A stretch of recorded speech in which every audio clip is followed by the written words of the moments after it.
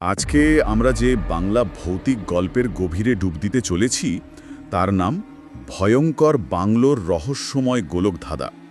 এটা গল্পের তৃতীয় পর্ব, মানে আমরা বেশ একটা জমাট বাঁধার মুহূর্তে ঢুকে পড়েছি। হ্যাঁ, ঠিক তাই। আগের অংশে আমরা দেখেছিলাম চরিত্ররা, মানে কথক, তার স্বামী অচিন্ত্যবাবু, অজিতেশবাবু, গৌরী, সুরবালা একটা পরিত্যক্ত বাংলোয় ঢুকেছে। ঢুকেছে তো বটেই, আর ঢোকার মুখে কি অভিজ্ঞতা! বাদুরের ঝাঁক, একটা ভ্যাপচা গন্ধ, কেমন যেন একটা অস্বস্তিকর স্বাগত সম্ভাষণ, তাই না? একেবারে।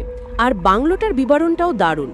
বাইরে থেকে শান্ত, কিন্তু ভেতরে জরাজীর্ণ, অথচ রাজকীয়। মানে একদিকে ক্ষয়, অন্যদিকে পুরনো আভিজাত্যের ছাপ।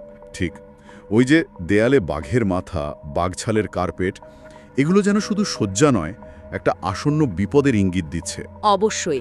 এই বৈপরীত্য, এই ভাঙাচোরার মধ্যে অতীতের জাঁকজমক, এটা পরিবেশটাকে আরও বেশি রহস্যময়, আরও বেশি গা ছমছমে করে তোলে।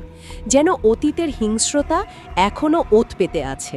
তো ওরা ভেতরে ঢুকলো, চাঁদের আলো এসে পড়ছে, বিশাল হলঘর, পুরনো দিনের স্থাপত্য, দেখে তো মুগ্ধ। মানে ওই ভয়ঙ্কর পরিবেশেও একটা মুগ্ধতা কাজ করছে। হ্যাঁ।